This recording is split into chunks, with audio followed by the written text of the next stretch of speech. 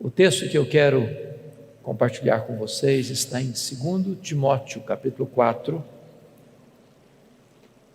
dos versos 9 a 18. Abra sua Bíblia comigo, por favor. Segunda carta de Paulo a Timóteo, capítulo 4, versos 6 a 18.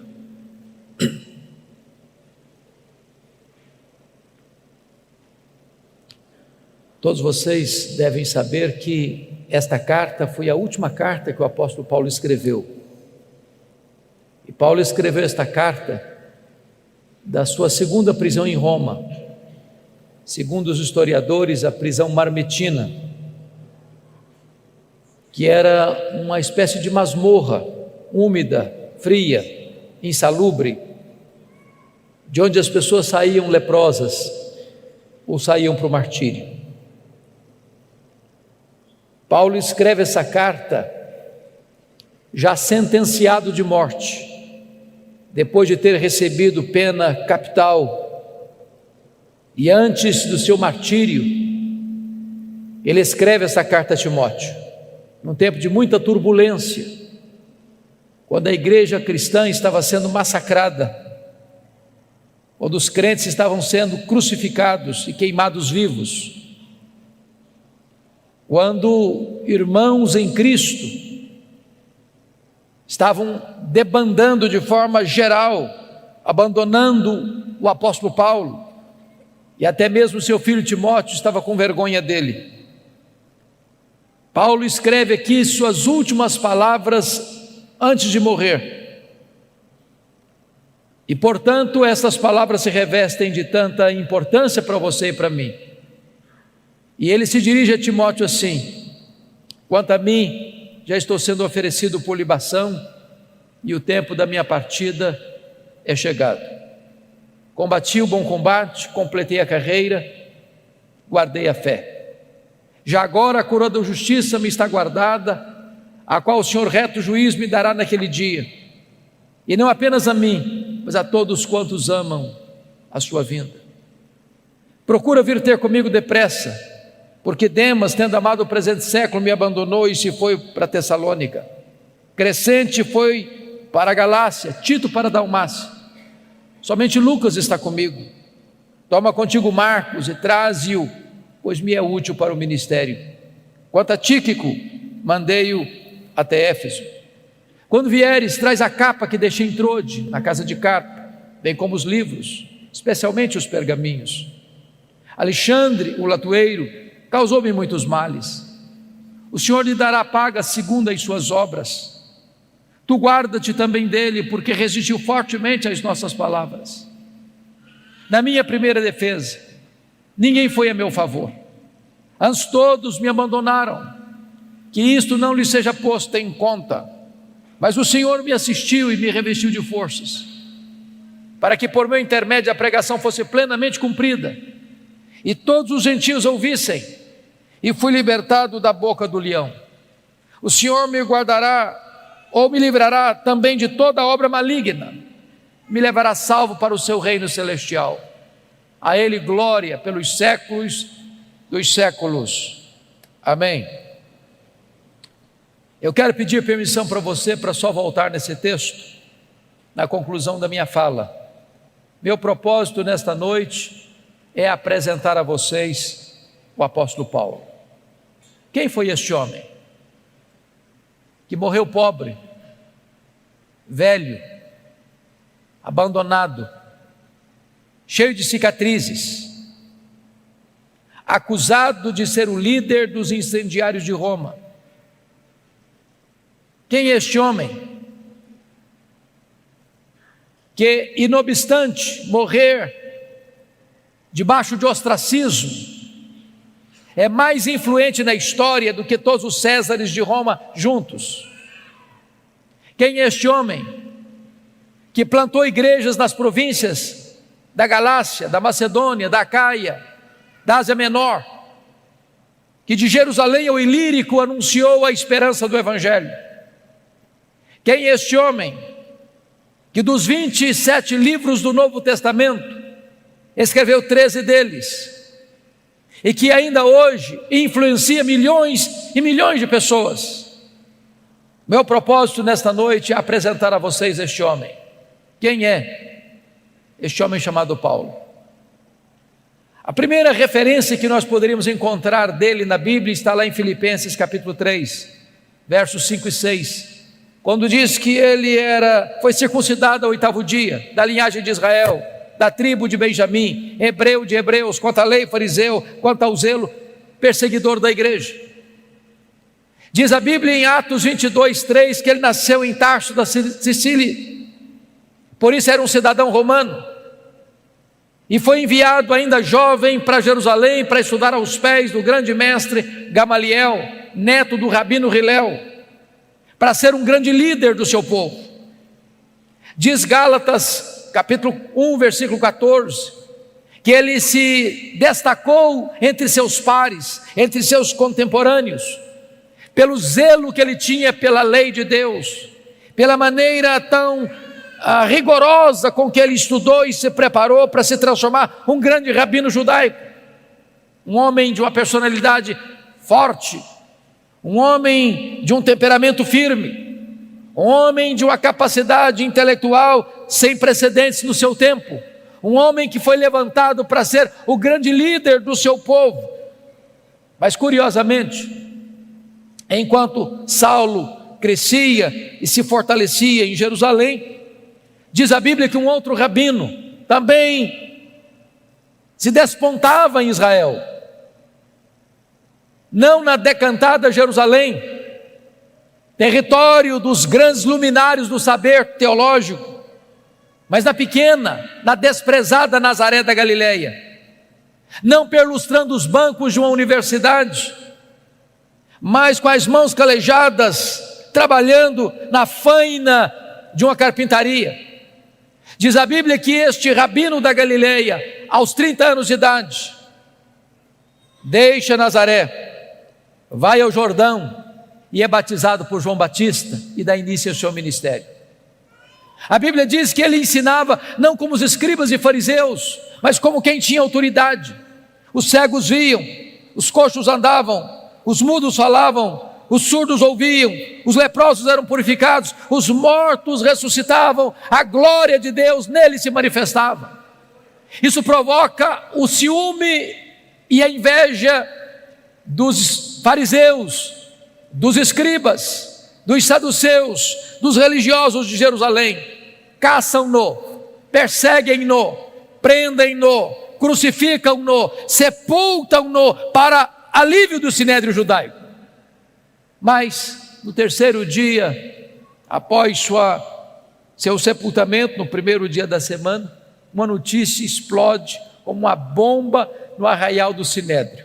O túmulo do Rabi da Galileia foi aberto e aberto de dentro para fora. Ele ressuscitou, ele venceu a morte, ele triunfou sobre a morte, ele matou a morte com a sua morte ao ressuscitar gloriosamente da sepultura. É nesse momento, irmãos, que se levanta Saulo de Tarso, como braço de ferro do sinédrio judaico, para perseguir com fúria insana o cristianismo que nascia. E a Bíblia nos informa que este homem recebe 2 epítetos, 2 adjetivos no livro de Atos. Primeiro, ele era uma fera selvagem.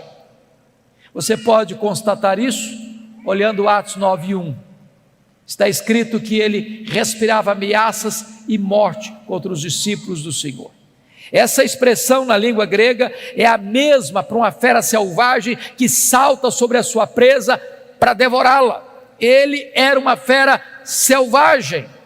Se não, vejamos, a Bíblia diz em Atos 8:3 que ele assolava a igreja, entrando nas casas, arrastando homens e mulheres para encerrá-los no cárcere. Ele não respeitava domicílio doméstico, ele assolava a igreja, ele invadia domicílios, ele prendia homens e mulheres.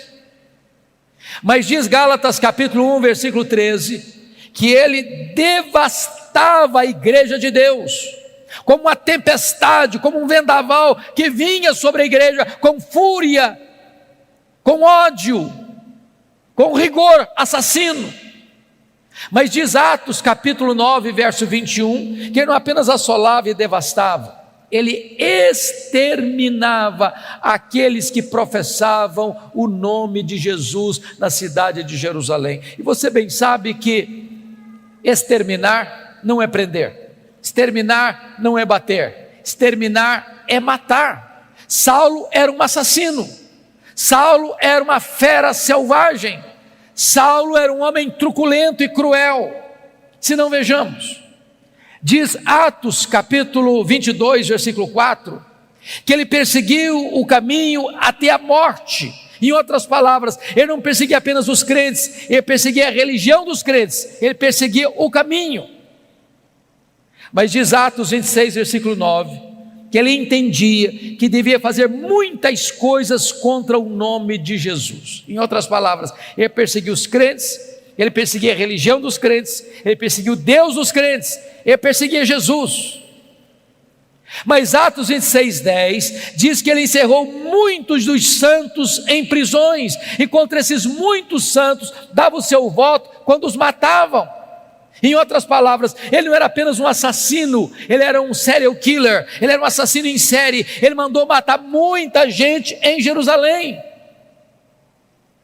Mas Atos 26, 11 diz que por todas as sinagogas ele castigava os crentes, forçando-os a blasfemar, e até por cidades vizinhas e estranhas ele perseguia os cristãos. Em outras palavras, ele não perseguia apenas fisicamente, ele perseguia também psicologicamente. Ele entrava numa sinagoga e dizia para os crentes assim: ou você nega Jesus ou eu te prendo, ou você nega Jesus ou eu te bato, ou você nega Jesus ou eu te mato.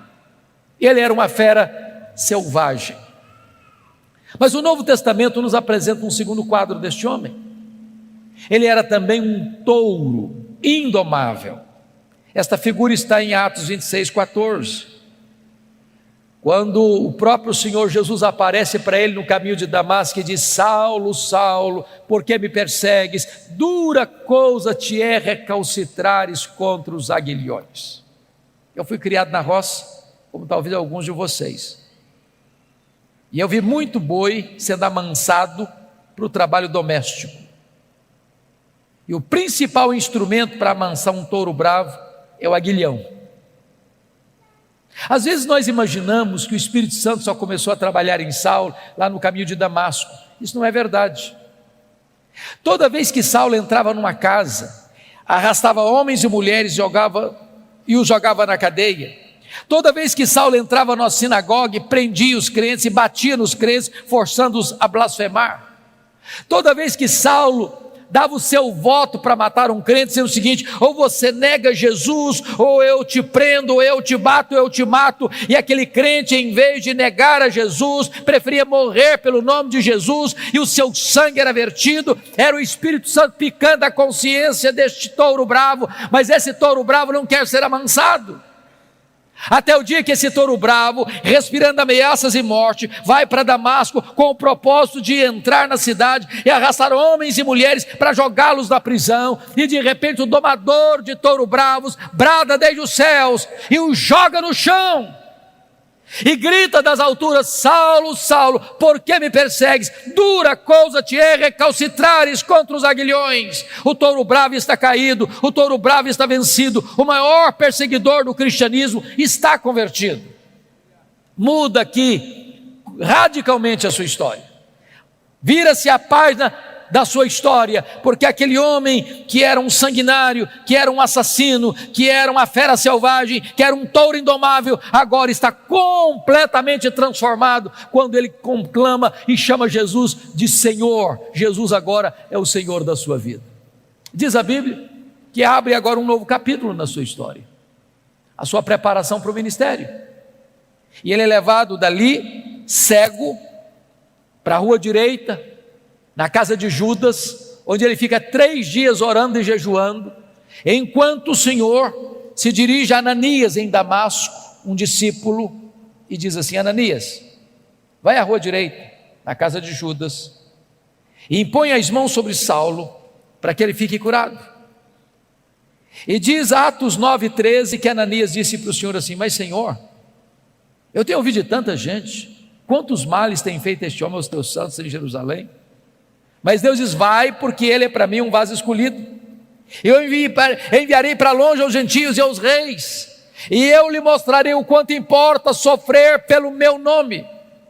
Diz a Bíblia que Ananias vai e impõe as mãos sobre Saulo, as escamas caem dos seus olhos, ele volta a ver. Diz a Bíblia que o Espírito Santo entra nele, ele fica cheio do Espírito Santo. Diz a Bíblia que ele foi batizado. E nesse momento eu convido você para abrir sua Bíblia em Atos 9:20, por favor. Logo depois que Saulo foi curado, logo depois que Saulo foi revestido com o Espírito Santo, logo depois que Saulo foi batizado, diz Atos 9:20, que a partir daí, em seguida, logo a seguir, ele começa a pregar nas sinagogas, afirmando que este Jesus é o Filho de Deus. Mas olha comigo Atos 9:22. Saulo mais e mais se fortalecia, confundindo os judeus, demonstrando que este é o Cristo, o Messias. Eu pergunto a vocês, tem alguma diferença entre o que ele fez no verso 20 para o que ele fez no verso 22? Prestem atenção. No verso 20 ele afirma que Jesus é o Filho de Deus, mas no verso 22 ele demonstra que Jesus é o Messias, é o Cristo. Demonstrar é provar uma tese detalhada, meticulosa e exaustivamente. Há uma profunda diferença entre a declaração do verso 20, onde ele declara que Jesus é o Filho de Deus, e o que ele faz no verso 22, onde ele prova detalhadamente que este Jesus, Filho de Deus, de fato é o Messias, é o Cristo. A grande pergunta é: quanto tempo durou entre o que ele fez no verso 20 e o que ele fez no verso 22? Atos não responde essa pergunta, mas a resposta está em Gálatas capítulo 1, versos 15 a 18. Diz que logo que ele foi convertido a Cristo, ele não sobe para Jerusalém, onde estavam os apóstolos, ele não consulta carne e sangue, ele vai para a região da Arábia, onde fica 3 anos, e diz então Gálatas 1,18, que depois de 3 anos na Arábia, ele retorna outra vez para Damasco. A grande pergunta: o que é que Saulo ficou fazendo na Arábia 3 anos? E a resposta é: um discipulado intensivo com Jesus. Se Jesus investiu 3 anos nos apóstolos em Jerusalém, agora em Israel, Jesus agora investe 3 anos em Saulo na Arábia. A teologia que Paulo aprendeu, ele não aprendeu como aprendeu as doutrinas do judaísmo aos pés de um mestre humano, ele aprende por revelação direta do Senhor Jesus Cristo. O Senhor revelou-se a ele e nele. Nesses 3 anos na Arábia, certamente ele releu o Antigo Testamento e ele começa então a perceber e a constatar que aquele Jesus que ele perseguira, de fato era o Messias. Convencido, portanto, desta verdade, depois de 3 anos, diz Gálatas 1,18, que ele retorna outra vez para Damasco, e é nesse retorno para Damasco que se encaixa Atos 9:22, Saulo mais e mais se fortalecia, confundindo os judeus, demonstrando que Jesus é o Cristo. O que é que acontece com ele? Os judeus querem matá-lo, ele precisa fugir, de forma humilhante, dentro de um cesto, muralha abaixo, de noite. Para onde ele vai agora? Agora ele vai para Jerusalém. E aqui eu quero levantar uma tese com os meus amados irmãos e preciso muito da sua atenção. Porque às vezes nós imaginamos, irmãos, que Saulo foi já usado poderosamente por Deus desde a sua conversão. Isso não é um fato. A tese que eu quero levantar é que quando Saulo vai para Jerusalém aqui, ele vai não guiado pela nova aliança, mas vai dirigido pela velha aliança.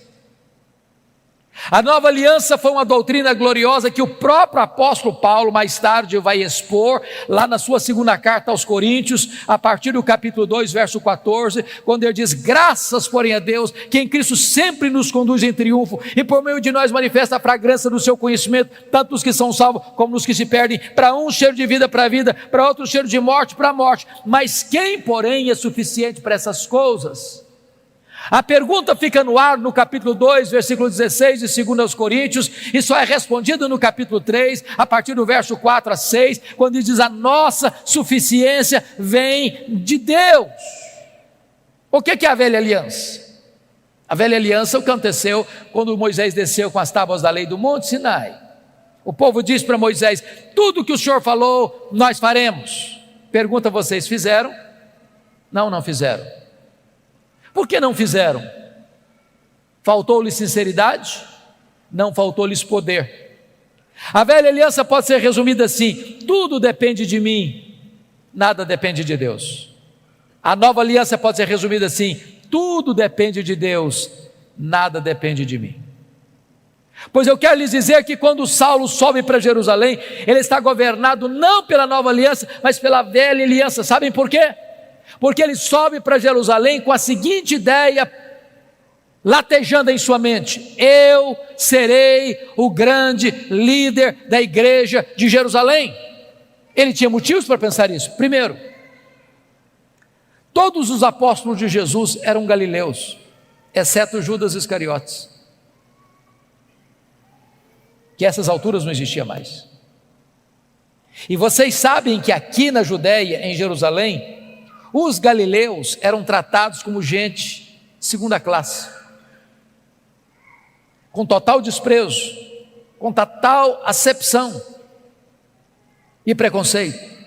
Tanto é fato que quando o Pentecoste acontece, o derramamento do Espírito vem, as multidões se reúnem às 9 horas da manhã no cenáculo, e uns olham e dizem assim: ah, esquece, são galileus. Outros disseram o seguinte: estão bêbados. Saulo pensou assim: esses galileus aqui em Jerusalém não vão conseguir nada. Segunda razão: os apóstolos do Senhor Jesus eram homens iletrados, e Jerusalém era a capital intelectual da teologia. Lá estavam os escribas, lá estavam os doutores da lei, lá estavam os fariseus, lá estavam os saduceus, lá estava o sinédrio, lá estava a fortaleza teológica de Israel. E Saulo pensou: esses homens, além de galileus, são iletrados, não vão conseguir nada aqui. Ainda mais, Saulo era um homem intelectual. Saulo tinha livre trânsito nos corredores do poder eclesiástico. Saulo conhecia Jerusalém, Saulo fora criado em Jerusalém, Saulo perseguiu a igreja de Deus em Jerusalém, e ele sobe com a seguinte ideia: eu tenho o melhor currículo, eu tenho o melhor preparo, eu tenho a melhor postura para ser o líder da igreja de Jerusalém, e com essas ideias ele sobe. Sabe o que acontece? Confira comigo Atos 9, 26. Quando ele chega na igreja de Jerusalém, todos, não alguns, todos, os discípulos não acreditaram na conversão dele. Achavam que ele estava sabotando a fé, achavam que ele estava blefando, e bateram a porta da igreja na cara dele. Para quem queria ser líder, nem recebido foi. Deus golpeia aqui o orgulho dele. Agora olha comigo Atos 9, 27. Diz a Bíblia que Barnabé o apanha, Barnabé o apresenta aos apóstolos, os apóstolos recebem Saulo, e agora então ele tem livre trânsito na igreja, ele entra e sai, discute com os helenistas, e diz a Bíblia que os helenistas resolvem matá-lo. O que acontece? Os membros da igreja, os discípulos se reúnem e dizem assim para Saulo: Saulo, você não pode ser o nosso pastor não, você tem que ir embora da nossa igreja. Agora preste atenção, irmãos, não é fácil para um pastor estar convencido que deve ficar na igreja, quando os membros da igreja estão convencidos que ele deve sair da igreja. Não é fácil. Sabe o que aconteceu com ele? Ele não foi embora. Ele não foi embora. Mas se você olhar Atos 26, 17, não foram apenas os crentes que mandaram ele embora, não. O próprio Deus apareceu para ele numa visão em Jerusalém e diz assim: vai embora de Jerusalém, que eles não vão te ouvir. Meus irmãos, ser mandado embora pelos líderes da igreja é uma coisa, ser mandado embora pelos membros da igreja é outra coisa, mas ser mandado embora da igreja pelo próprio Deus, parece que não resta opção. Mas sabe qual a decisão dele? Ele não foi embora. Aliás, confira aí comigo Atos 22, 18 e 19, que ele discute com Deus. Ele arrasou com Deus: mas Senhor, Eu persegui a igreja aqui. Quando se matou Estevão, tua testemunha estava presente, consentia nisso, até guardei as vestes daqueles que o apedrejaram. Sabe o que ele está dizendo para Deus? Oh Deus, o Senhor pensa melhor, o Senhor pensa direito. O Senhor não pode cometer esse erro estratégico. Eu sou o cara, eu sou o homem, eu tenho o melhor currículo, eu tenho o melhor perfil, eu tenho o melhor preparo. Se o Senhor me tirar daqui, essa aqui não vai para frente. Eu sou indispensável. Sabe o que aconteceu? Deus não mudou. Foi Saulo quem tem que mudar e mudar. Deus diz, vai! Sabe o que aconteceu com ele? Ele não foi. Ele não foi. Volte a ler comigo agora Atos 9:30 e você perceberá isso. Os discípulos pegaram Saulo e o levaram até Cesareia. Preste atenção que ele não foi, ele foi levado. Ele não saiu, saíram com ele. Ele saiu de Jerusalém como Ló saiu de Sodoma, a reboque. E mandaram-no depois para onde? Para Tarso. Onde era Tarso? O lugar que ele nasceu. Sabe o que Deus está dizendo para esse cara que você acha insubstituível? Meu filho, se você pensa que eu preciso de você, você está muito enganado. É você quem precisa de mim. Você quer saber de uma coisa? Arruma as malas e volta para casa. Arruma as malas e volta para casa. Entenda isso, amado irmão. Deus não precisa de você, é você quem precisa de Deus. Você não é insubstituível. Sabe o que aconteceu com ele?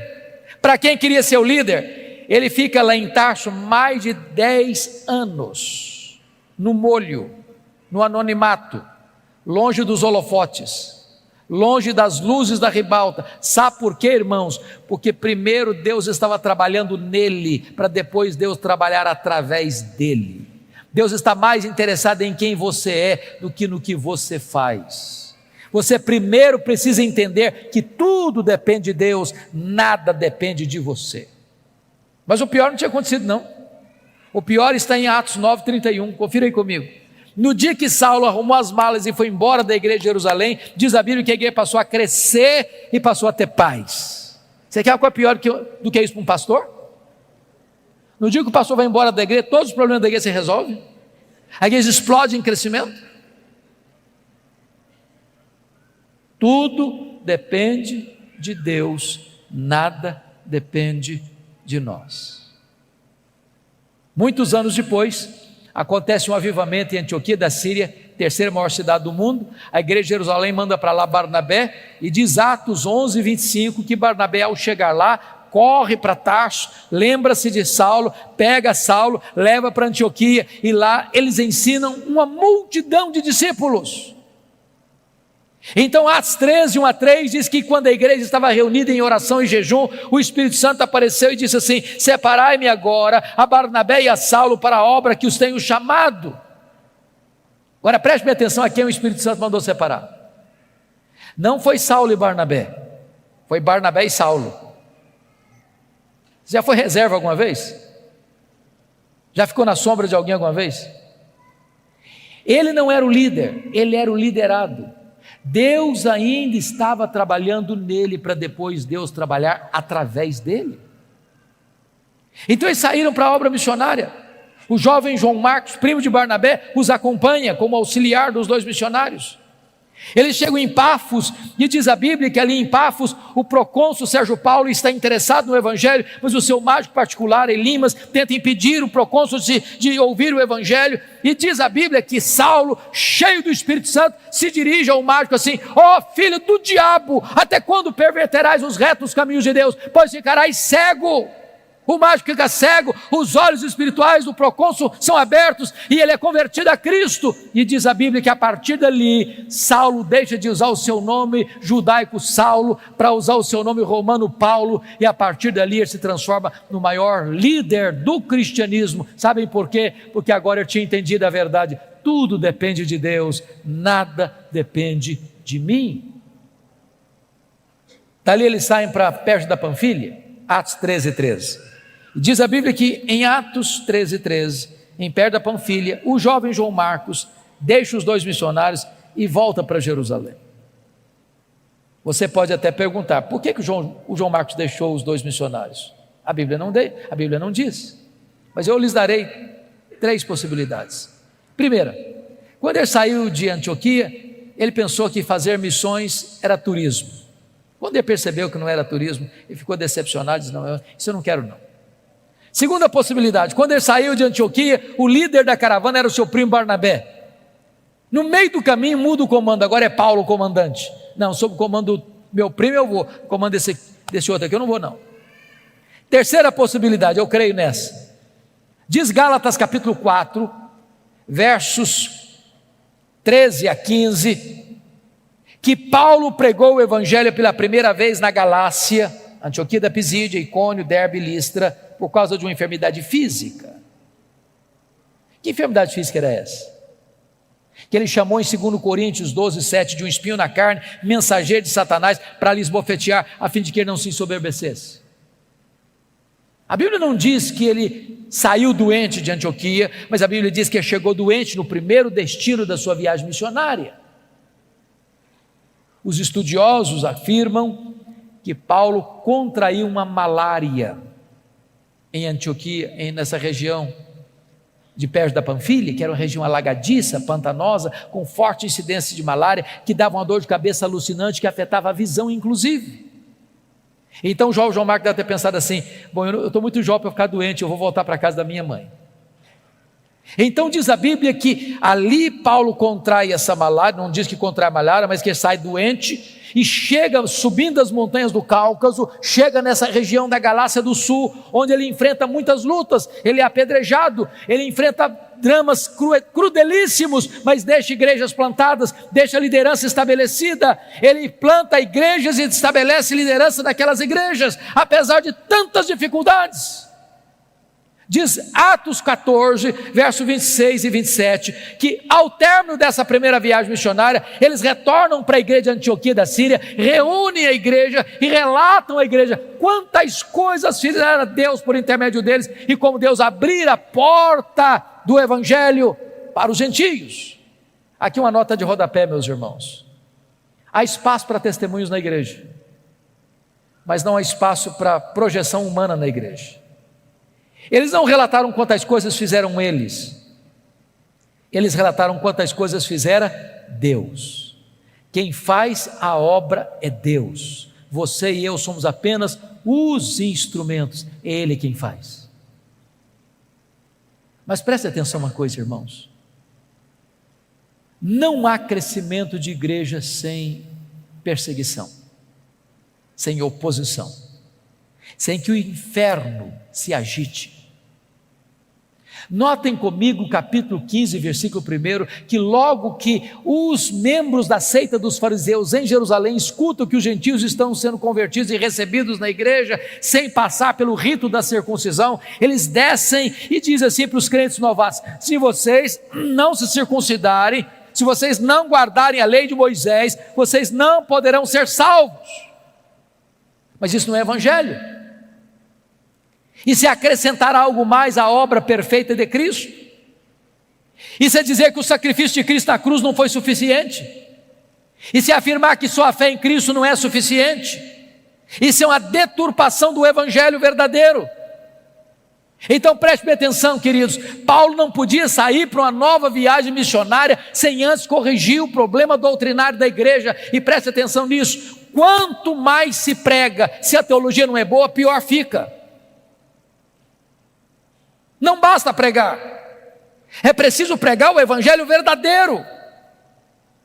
Então foi convocado um concílio na igreja, apóstolos e presbíteros, e eles se reúnem para tratar da matéria, onde fala Barnabé, onde fala Paulo, onde fala Pedro, onde Tiago lidera aquele concílio, e ao término do concílio, uma decisão foi tomada, uma decisão foi escrita, uma decisão foi levada para todas as igrejas, mostrando o seguinte: que é só a fé em Cristo que é suficiente para a salvação, e nada mais. Teologia está boa agora? Vamos fazer a segunda viagem missionária. Agora confira comigo Atos 15, 36.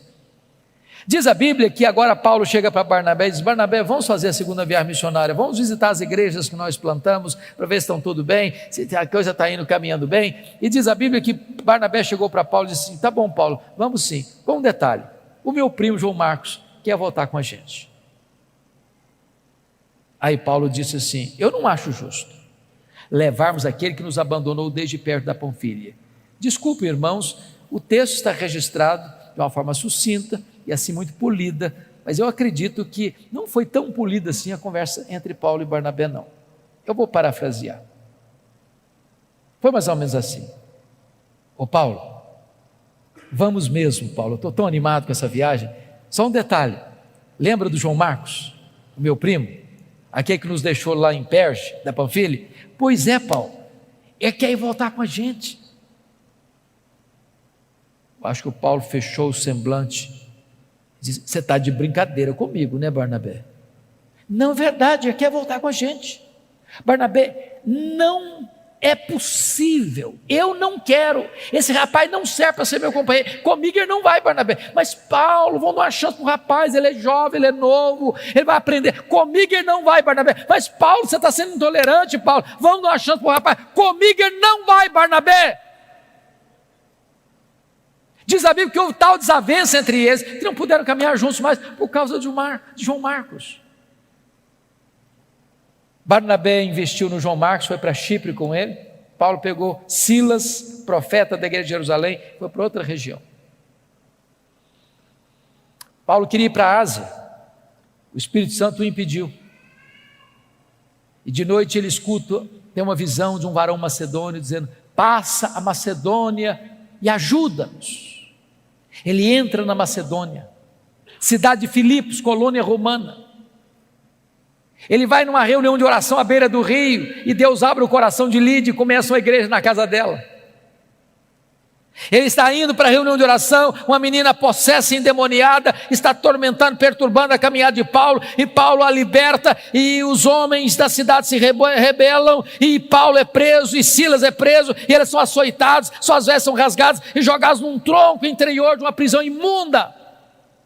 À meia-noite eles cantam e oram, as prisões se abrem, as portas se abrem, o terremoto sísmico abala a prisão, e o comandante, aliás, o guarda o sentinela daquela prisão, percebendo que as portas estão abertas, e sabendo que ele era o responsável, vai se matar com a espada, e Paulo diz: não te faças nenhum mal, todos estamos aqui. E ele trêmulo pergunta: o que eu devo fazer para ser salvo? Crê no Senhor Jesus e será salvo tu e a tua casa.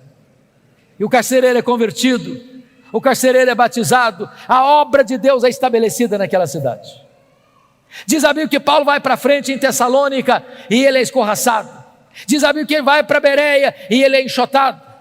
Agora preste atenção nesse detalhe.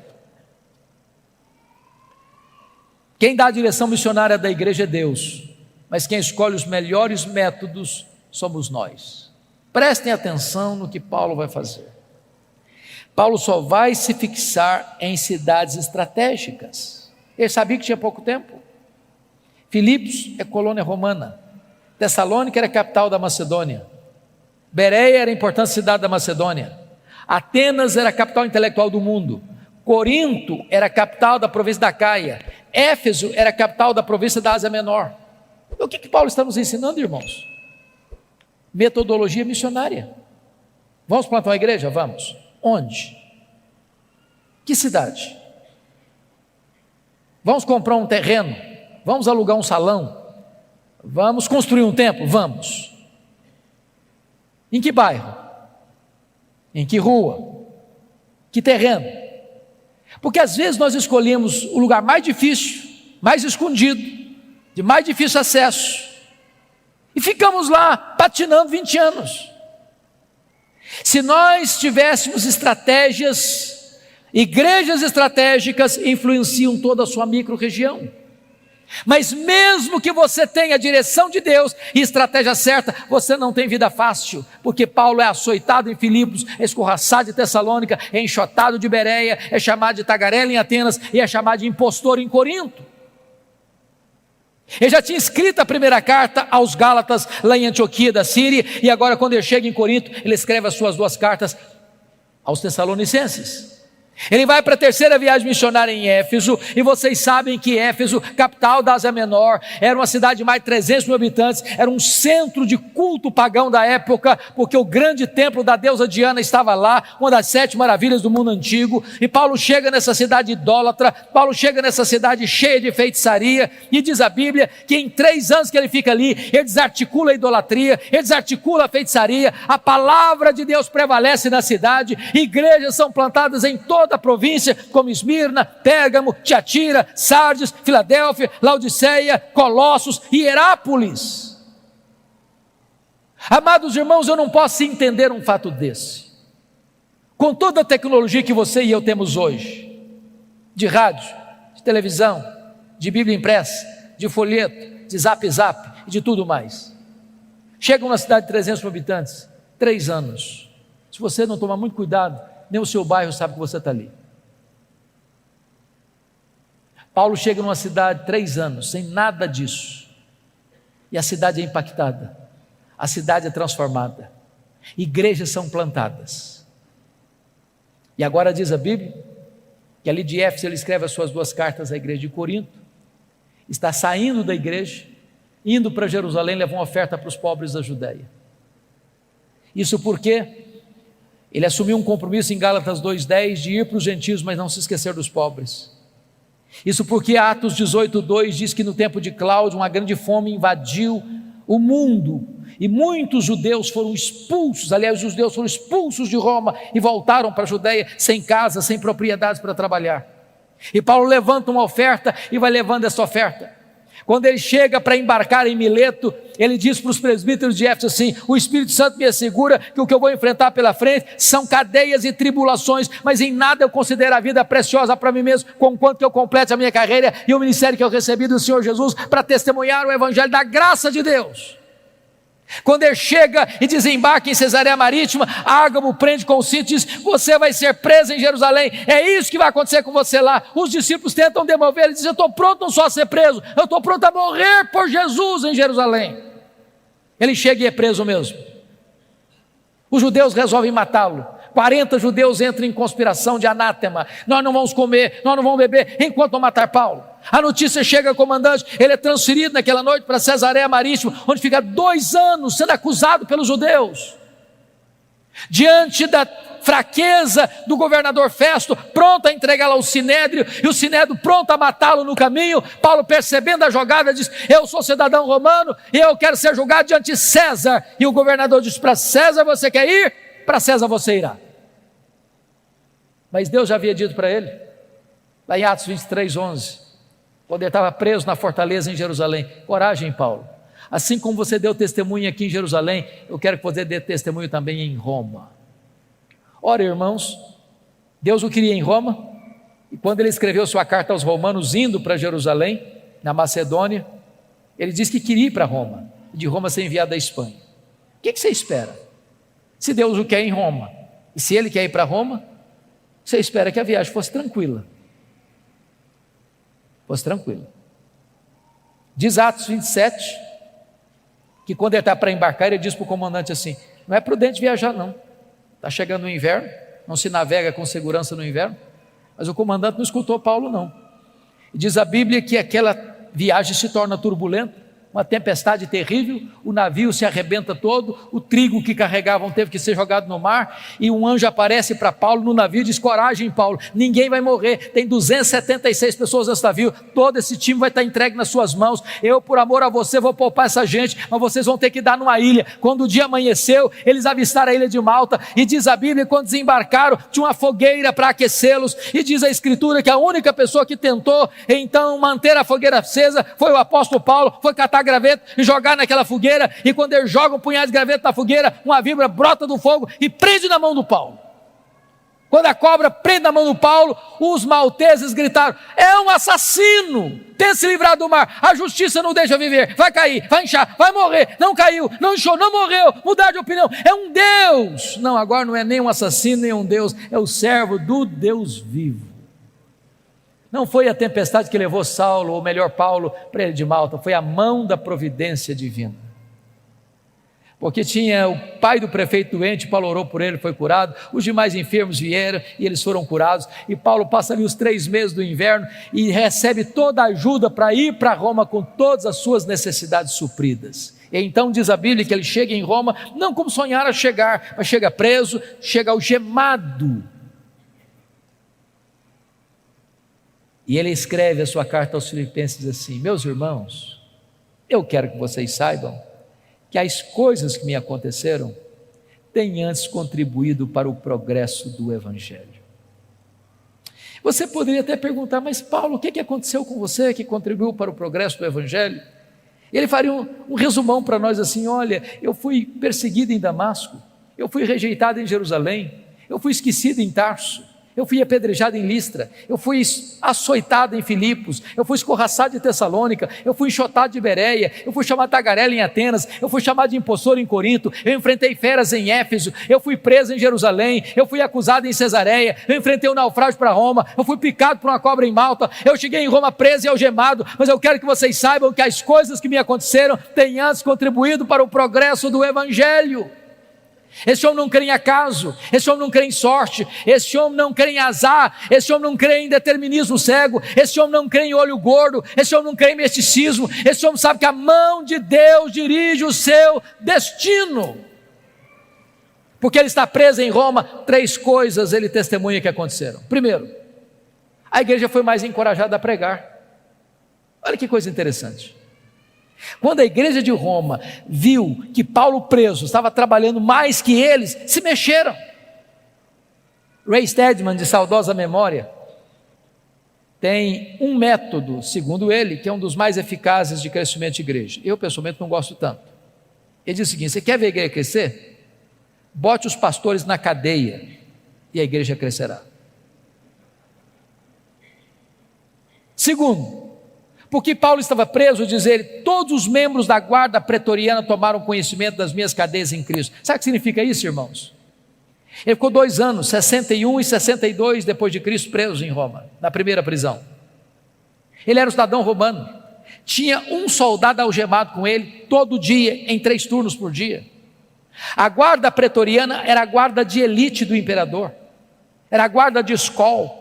Eram os soldados da mais alta patente do império, eram 16 mil soldados da mais alta patente, gente que trafegava nos corredores do poder, todo dia tinha alguém algemado com ele. E o que Paulo fazia com eles? Evangelho neles, evangelho neles, evangelho neles. Depois de 2 anos, toda a guarda pretoriana estava evangelizada. Se Paulo não estivesse nessa prisão, ele jamais alcançaria a elite de Roma. Deus o colocou lá e ele entendeu isso. Eu não sou prisioneiro de César, não, eu sou prisioneiro de Cristo, eu sou embaixador em cadeias. Não é o lugar que faz você, é você que faz a circunstância. Porque ele estava preso, diz ele, não podia visitar as igrejas. O que ele fez? Começou a escrever cartas. Que cartas? Efésios, Filipenses, Colossenses, Filemon, as cartas da primeira prisão. Se Paulo estivesse solto, talvez nós não teríamos essas joias na nossa Bíblia. Dessa primeira prisão ele pediu para sair, ele orou para sair e saiu, mas não saiu para se aposentar, não saiu para deitar numa cadeira de balanço, saiu para fazer a 4ª viagem missionária.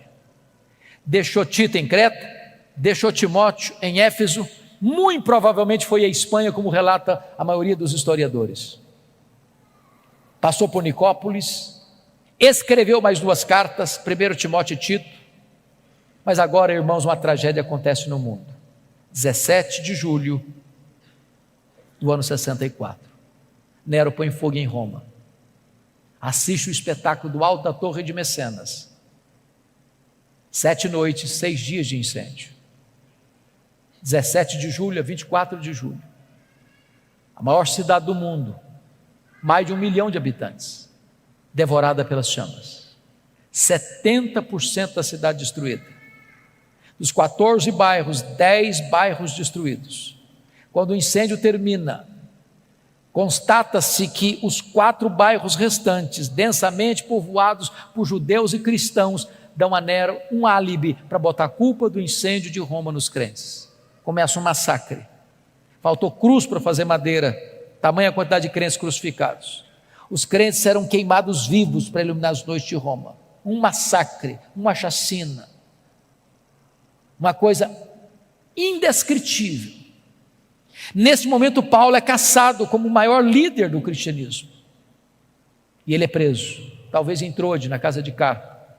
Não deu para pegar seus livros, nem seus pergaminhos, nem mesmo a sua capa pessoal. E agora ele é jogado na masmorra marmetina, um buraco, escuro, úmido, frio, insalubre. E é desta masmorra que ele escreve a sua última carta, a carta segundo Timóteo. E agora eu convido você para abrir o texto lá onde nós começamos, para nós encerrarmos esta palavra. Preste bem atenção, que Paulo está preso agora não é como um apóstolo, como da primeira prisão. O que está por trás dessa prisão não é mais os judeus, mas a máquina do Império Romano. Confira comigo aí capítulo 2, versículo 9. Ele está preso agora como um malfeitor, como um bandido. Pense você em Paulo, o grande apóstolo, circulando por todas as mídias da época, de boca em boca, de ouvido em ouvido, de esquina em esquina, de rua em rua, de avenida em avenida, de cidade em cidade, de aldeia em aldeia. Lembram do Paulo? Aquele Paulo, o pregador, o plantador de igrejas, o teólogo da igreja, o missionário maior da igreja, pois ele é um bandido. Ele é o líder dos incendiários.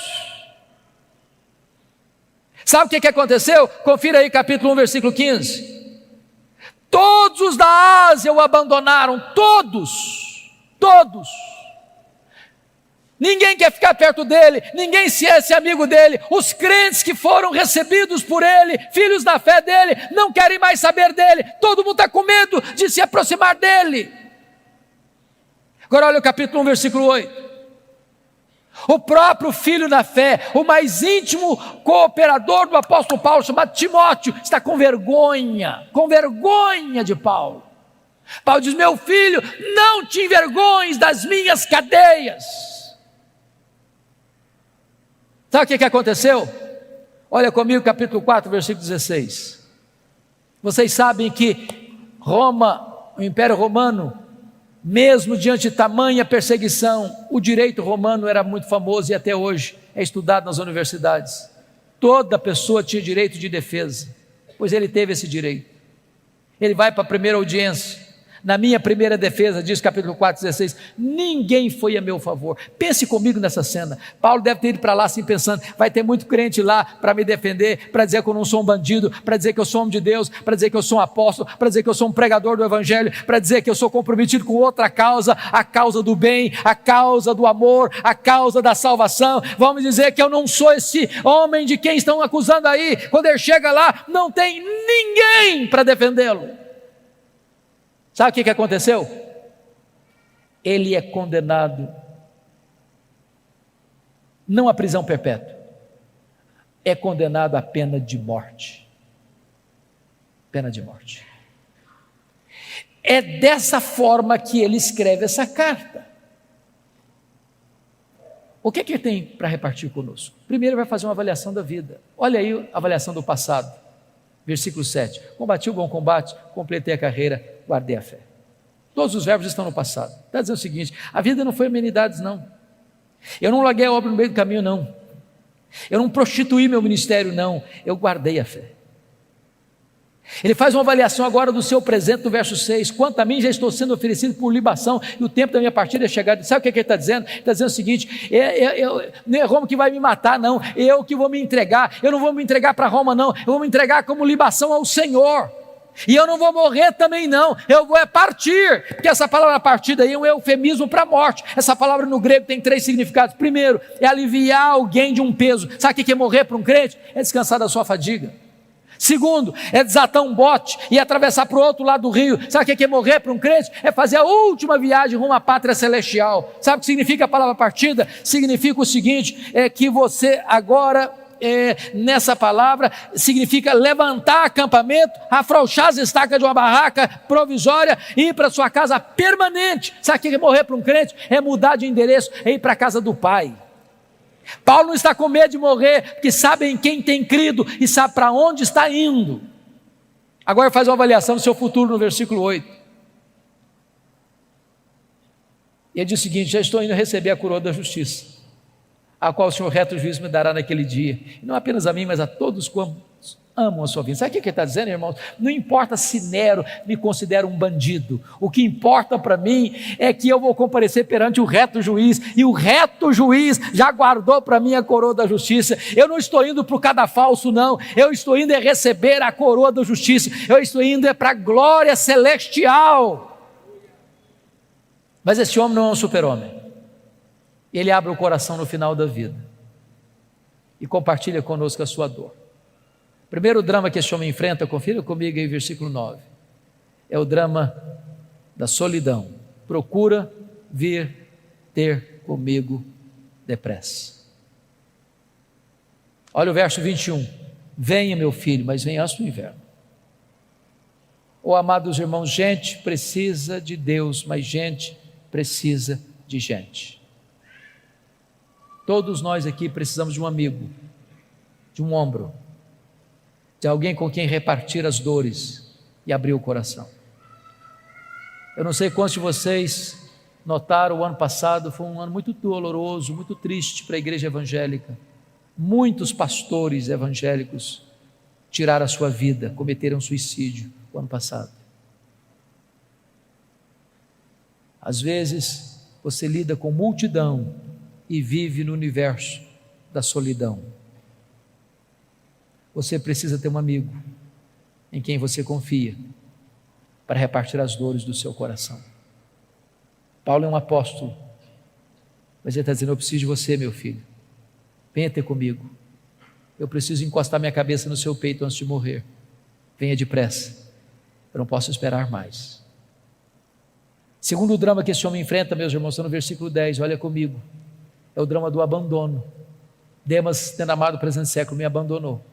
Não é fácil ser abandonado, não é fácil ser abandonado no final da vida, não é fácil ser abandonado quando você precisa de ajuda, não é fácil ser abandonado quando você mais precisa de socorro, não é fácil ser abandonado por aqueles que você um dia ajudou, não é fácil ser abandonado quando você está sofrendo injustiça.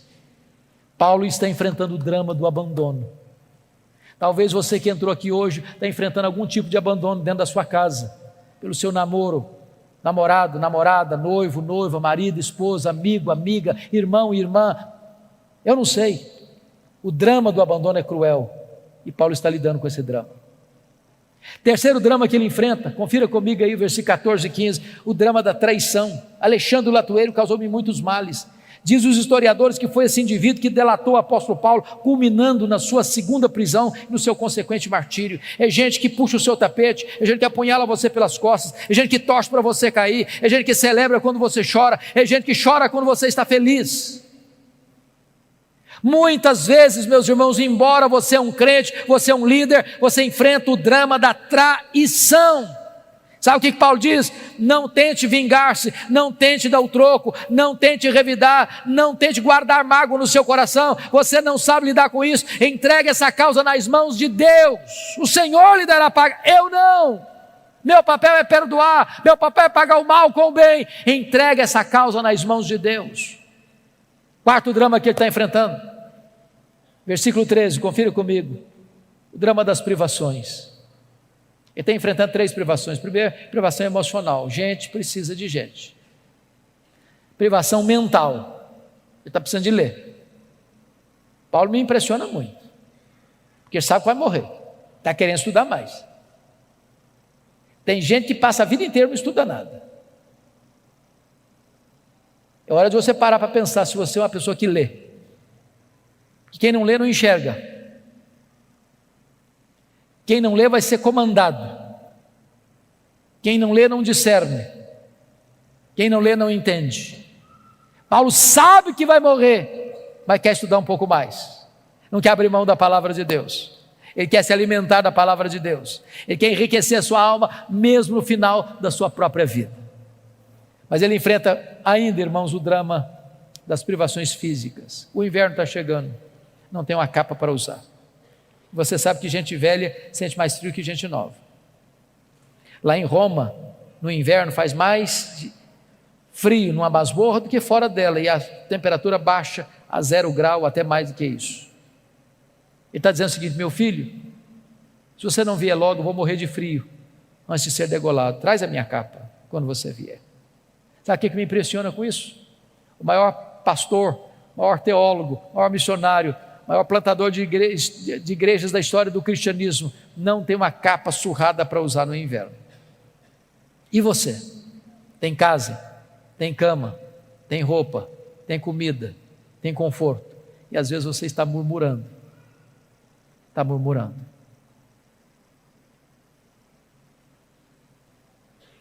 Finalmente, irmãos, talvez o mais doloroso dos dramas, está no versículo 16, é o drama da ingratidão. Na minha primeira defesa, ninguém foi a meu favor. Você precisa cuidar do seu coração, sabe por quê? Se você tiver expectativa nos homens, você pode se frustrar. Você investe, você semeia, você abençoa, você trabalha, e quando você precisa de ajuda, às vezes essa ajuda não chega. Essa mão estendida não se abre para você. Mas bendito seja Deus, porque ele diz no verso 17 assim: mas o Senhor me assistiu e me revestiu de forças. Pode faltar para você o apoio dos homens, mas não faltará para você o apoio de Deus. Pode faltar para você o apoio da terra, mas não faltará para você o apoio do céu. Deus nunca vai desamparar você. Mas, amados irmãos, chega o dia da execução. Você pode imaginar o que esse homem está sentindo? Há alguns anos nós vimos com muita tristeza um brasileiro sendo executado num país asiático. A embaixada brasileira lutou. Muitas cartas, centenas de cartas foram para aquele país. Nada adiantou. Aquele moço, pegado com drogas, foi executado. Não é fácil. Chega o dia, no corredor da morte. Agora imagine esse homem carcereiro, indo lá na masmorra de Marmetina, escura, úmida, insalubre, um buraco de pedra, escorrendo água. O inverno está chegando, é muito úmido. Eu imagino esse homem andando pelos corredores escuros daquela prisão. Eu imagino aquele homem abrindo aquela pesada porta de ferro dessa masmorra. Eu imagino esse homem entrando com a tocha de fogo para conseguir enxergar muito bem o que está lá dentro. E ele grita então: prisioneiro Paulo, prisioneiro Paulo, prisioneiro Paulo. Talvez lá no canto,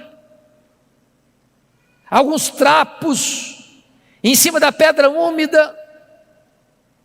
Aquele velho cheio de cicatrizes se levanta e diz: sou eu estou aqui. Ele é acorrentado, ele é retirado dessa masmorra úmida, ele é levado ao cadafalso, ao local do patíbulo e da execução. E eu imagino esse homem perguntando para ele assim: você quer dizer algumas palavras antes de morrer? Pensando que ele havia de dizer da mágoa, da dor, do ressentimento, da revolta, da tristeza, da decepção.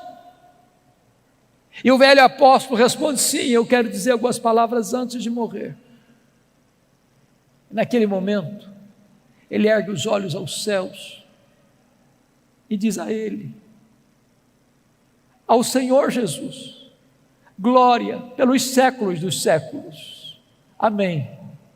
Botou a cabeça no cepo, na forquilha, a espada de Roma tosou-lhe a cabeça, corpo para um lado, cabeça para o outro, tombou na terra como um mártir, mas foi recebido no céu como um príncipe. Este homem, irmãos, que diz para você e para mim: sede meus imitadores, como eu sou imitador de Cristo. Que Deus nos ajude nesse tempo em que o evangelho está tão desfigurado, onde os pregadores estão sendo tão comercializados por interesses humanos. Que Deus reavive no nosso coração a paixão pelo ministério. Que Deus nos dê um senso profundo do que significa a obra de Deus. E que você e eu sejamos homens segundo o coração de Deus, mulheres segundo o coração de Deus, cheio do Espírito Santo, entendendo que se vivemos para o Senhor, vivemos, mas se morremos para o Senhor, morremos. Quer pois vivamos, quer pois morramos, nós somos do Senhor. Eu quero orar com vocês, quero colocar a sua vida diante de Deus, quero desafiar você a viver uma vida digna do Evangelho.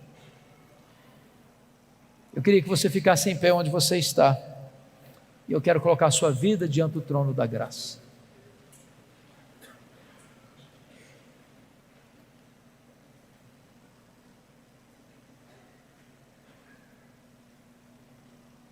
Eu não sei como que você entrou aqui hoje, eu não conheço todas as suas lutas, eu não conheço a sua biografia, a sua história, mas Deus está neste lugar, e hoje Ele quer fazer uma grande obra no seu coração. Assim como Ele pegou Saulo e o transformou, assim como Ele usou ao redor do mundo, Ele pode fazer uma grande obra também no seu coração. Feche os seus olhos, por favor. Ponha a sua vida nas mãos de Deus. Coloque-se à disposição de Deus, para que Ele manifeste na sua vida o seu poder e a sua glória. Rendemos-te graças, Deus, pela história do apóstolo Paulo. Rendemos-te graças pelo legado que ele nos deixou. Rendemos-te graças porque o ministério dele alcançou nações, povos e línguas. Rendemos-te graças porque este evangelho chegou até nós. Rendemos-te graças porque hoje tu nos desafias também a ir por todas as nações, todas as etnias da terra, levando a esperança do evangelho. Aqui está a tua igreja, aqui está o teu povo.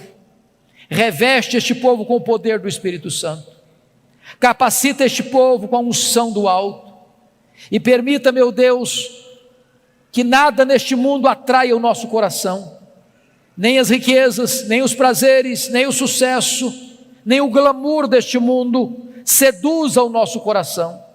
Que o nosso coração seja totalmente teu, que a nossa alma esteja repleta e cheia e transbordante do poder do Espírito Santo, que a tua glória inunde esta casa, que a tua glória inunde cada coração aqui, e que a tua igreja aqui representada em diversas denominações e igrejas dessa região, saia, meu Deus, no poder do Espírito Santo, para impactar essas cidades, para influenciar essas cidades com o poderoso evangelho do Senhor Jesus Cristo. Muito obrigado por esta noite, muito obrigado por esta igreja que nos acolhe, muito obrigado pela presença do teu povo, muito obrigado, meu Deus, por este culto precioso, muito obrigado pela tua palavra bendita, e receba nesta noite o tributo de louvor do nosso coração, pois choramos em nome de Jesus, a razão da nossa esperança. Amém.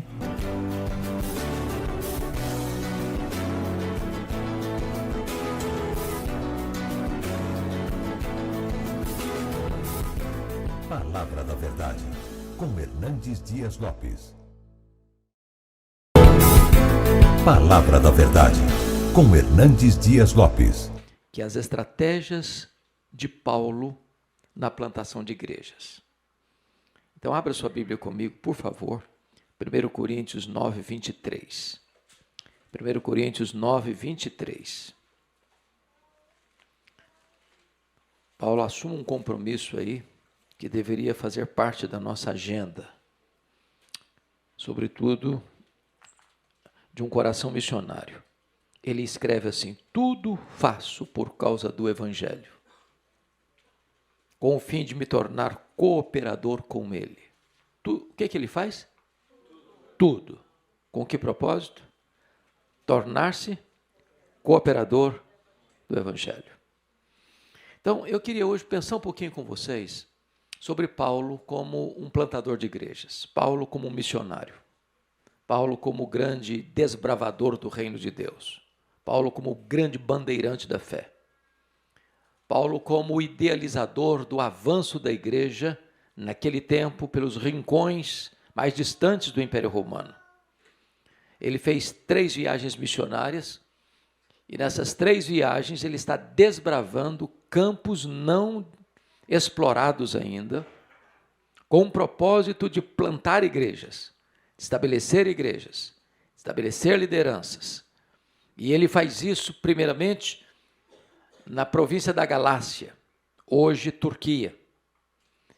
Depois ele quer ir para a Ásia, o Espírito Santo o impede de entrar para a Ásia, e ele está em Neápolis, e ele vai dali, naquele porto, visitar Filipos, depois Tessalônica, depois Bereia, depois Atenas, e vai concluir essa segunda viagem missionária numa outra província, além da Macedônia, na Acaia. Ambas, Macedônia e Acaia, na atual Grécia. E ele vai fazer uma terceira viagem missionária em Éfeso, que ficava na Ásia Menor, hoje também Turquia. Então, Paulo viajou o mundo da sua época com um único propósito: pregar o evangelho e plantar igrejas. Quais foram as estratégias que esse homem usou, que nós podemos aprender com ele? Quais são as dicas que ele vai nos dar aqui para a Igreja Vida Nova, que é uma igreja missionária, é uma igreja que olha para além dos seus muros, uma igreja que entende que a sua vocação não é apenas Toronto, não é apenas Canadá, mas é o mundo. Quais são as lições que podemos aprender com Paulo? Então vamos dar aqui 10 estratégias, objetivamente, 10 estratégias missiológicas do apóstolo Paulo para a plantação de igrejas. E a primeira estratégia é essa. Paulo era um homem governado pela direção do Espírito Santo. Se você ler Atos 13, a igreja de Antioquia estava orando. Eles estavam ensinando na igreja. Eles estavam ensinando uma grande multidão na igreja. E Atos 13, de 1 a 3, diz que enquanto a igreja estava orando, enquanto a igreja estava jejuando, o Espírito Santo disse: separai-me agora a Barnabé e a Saulo para a obra que os tenham chamado. O grande gestor da obra missionária da igreja é o Espírito Santo. O administrador do avanço missionário da igreja é o Espírito Santo. A igreja só avança quando ela é governada pelo Espírito Santo. Não é um planejamento estratégico apenas. Não é uma ideia humana apenas. É o próprio Espírito Santo quem leva a igreja a realizar a obra missionária. Não apenas induzindo e conduzindo por uma direção, mas impedindo outra direção. Ele queria ir para a Ásia, conforme Atos 16:6. E o Espírito Santo o impediu. Tem hora que o Espírito Santo fecha a porta, tem hora que o Espírito Santo abre a porta, abre a porta. Tem hora que o Espírito Santo diz: vai para cá, tem hora que o Espírito Santo não vai para lá. E a igreja que tem relevância missionária é uma igreja sensível à voz do Espírito Santo. É uma igreja que obedece ao comando do Espírito Santo. É uma igreja que segue a direção do Espírito Santo. Agora notem, nós não podemos gerar este vento do Espírito que sopra, mas nós podemos içar as nossas velas na direção do Espírito. Então, essa é a primeira marca, penso eu,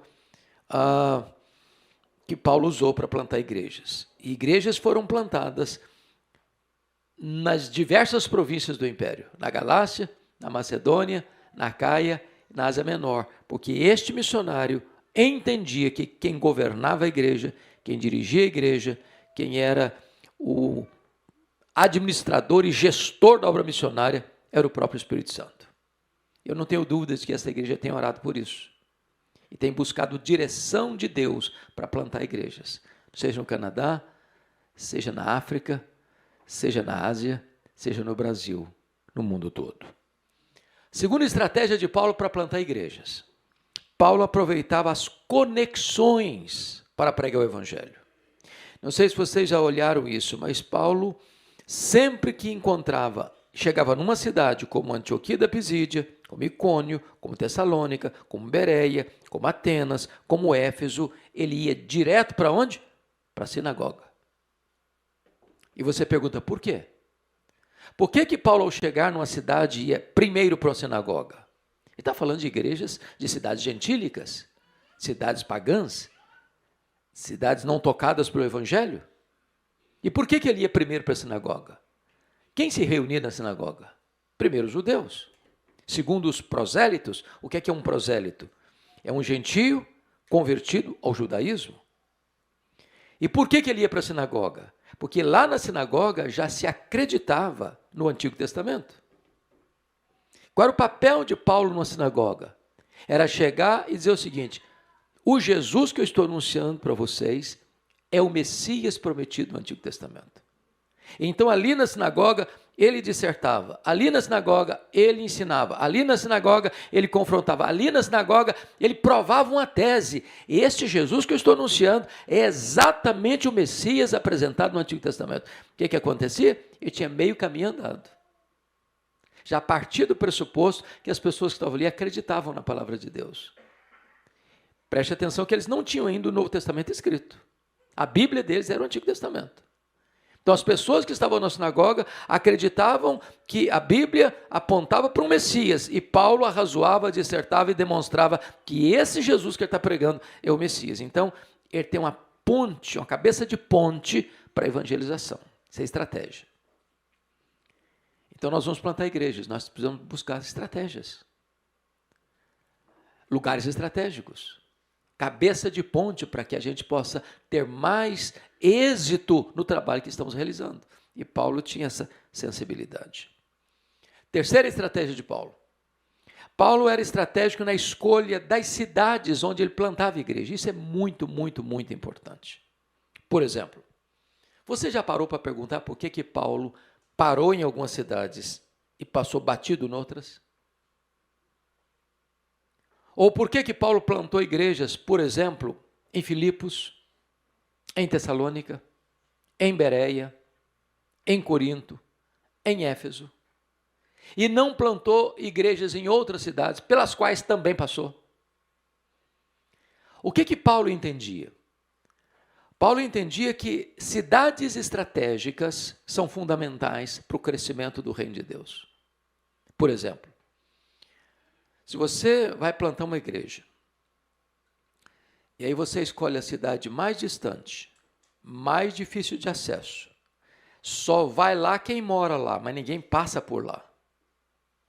E você tem uma outra cidade, que é uma cidade cosmopolita, uma cidade onde tem portos. Naquela época não tinha aeroporto, mas tinha porto.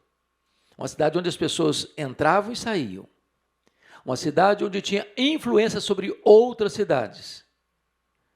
Qual cidade ele escolheria? Obviamente, a cidade estratégica. Para vocês terem uma ideia, Filipos, por exemplo, era uma colônia romana. Tessalônica era a capital da grande província da Macedônia, terra de Alexandre o Grande. Bereia era uma importante cidade da Macedônia. Corinto era a capital de uma província chamada Acaia. Éfeso era a capital de uma província chamada Ásia Menor. Então vamos plantar uma igreja? Vamos. Onde? Que cidade? Vamos pensar em alugar um espaço ou comprar um terreno? Onde? No bairro mais distante, mais desconhecido, na rua mais escondida, ou num lugar estratégico? Qual o entendimento de Paulo? Se eu planto uma igreja estratégica, num lugar estratégico, esta igreja vai ter condições de crescer e ter recursos suficientes para plantar igrejas nas cidades satélites. Não é que a cidade satélite não mereça o evangelho, não precisa do evangelho, precisa. Mas pense comigo, se eu for plantar igreja só nos lugares que não são estratégicos, eu vou esgotar todos os meus recursos ali. Agora, se eu plantar uma igreja estratégica, essa igreja estratégica vai alcançar a sua micro-região. Foi isso que aconteceu em Éfeso. Ele plantou uma igreja em Éfeso, mas a igreja de Éfeso plantou igrejas em Esmirna, em Pérgamo, em Tiatira, em Sardes, em Filadélfia, em Laodiceia, em Colossos, em Herápolis. Quando você olha para o mapa e pega Colossos, é uma cidade pequena, insignificante. Se ele plantasse lá em Colossos, essa igreja não teria recursos, essa igreja não teria condições de se expandir, de crescer, se tornar uma grande agência missionária na região. Isso é estratégia missionária, isso é metodologia missionária. Quarta estratégia de Paulo. Paulo não entendia que perseguição provação e privação eram impedimentos para a obra, nem entendia que isso era um sinal de que Deus não queria que a obra fosse feita naquele momento. Porque às vezes a gente pensa, bom, eu vou plantar uma igreja, mas tem problema? Tem oposição? Tem dificuldade? Estou sendo perseguido? Estou sendo mal falado? Estou enfrentando crise? Estou enfrentando dificuldade porque estou plantando essa igreja aqui? Ah, bom, então não é porque Deus quer. Não. Se você perceber, por onde Paulo passou, ele teve problema. Ele foi açoitado em Listra, ele foi preso, ele foi apedrejado em Listra, ele foi açoitado em Filipos, foi escorraçado em Tessalônica, foi enxotado de Bereia, foi chamado de tagarela em Atenas, foi chamado de impostor em Corinto, enfrentou feras em Éfeso. Mas ele não via perseguição, ele não via as dificuldades circunstanciais como um sinal de que não era a vontade de Deus que ele ficasse ali, ou que ele trabalhasse ali, ou que plantasse uma igreja ali. Ao contrário. Eu queria só que você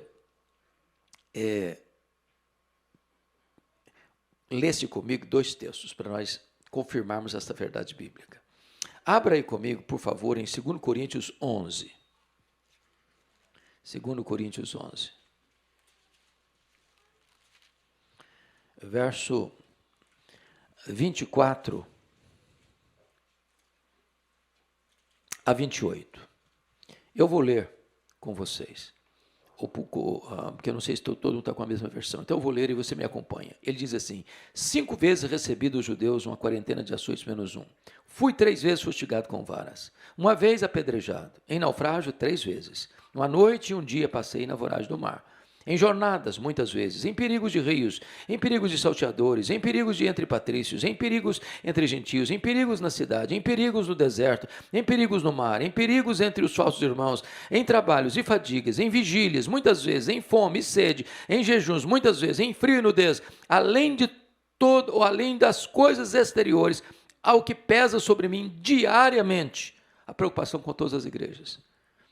Então, não espere vida fácil porque você está fazendo a obra de Deus. Você está plantando igreja, tem problema, tem crise, tem perseguição, tem dificuldade, tem tudo. E a bênção de Deus está aí também. E a obra de Deus vai avançando também. Igrejas são plantadas também. Quem sai andando e chorando enquanto semeia é que voltará com júbilo trazendo os seus feixes. Agora, compare comigo aí 1 Coríntios 16. Olha que texto incrível sobre isso. 1 Coríntios 16, 9. Olha que espetáculo de mensagem que esse texto traz para nós. Ele diz assim: porque uma porta grande e oportuna. Como é que era a porta? Grande e oportuna. Para o trabalho se me abriu. Como é que é a porta? Grande, oportuna, abriu para Paulo. E ele diz assim: e há muitos adversários. Que tem muita gente que diz, se tem adversário, Deus não está no negócio. Se tem perseguição, Deus não quer que esse campo avance. Se tem dificuldade, não é aí que nós vamos plantar a igreja. Não. Não veja as dificuldades como impedimento para a plantação de igrejas, para a igreja avançar na obra missionária. Pois bem, 5º princípio de Paulo. Paulo entendeu que para plantar a igreja e para fazer a obra missionária, nós precisamos de parceiros. Paulo tinha uma equipe. Paulo não trabalhou, não fez carreira solo. Paulo não agiu sozinho. Paulo delegou. Paulo dividiu tarefas. Paulo não quis caminhar sozinho. Por exemplo, ele tinha Barnabé, ele tinha Timóteo, ele tinha Silas, ele tinha Tito, ele tinha Lucas, ele tinha Apolo, ele tinha Priscila, ele tinha Áquila, ele tinha muitos cooperadores.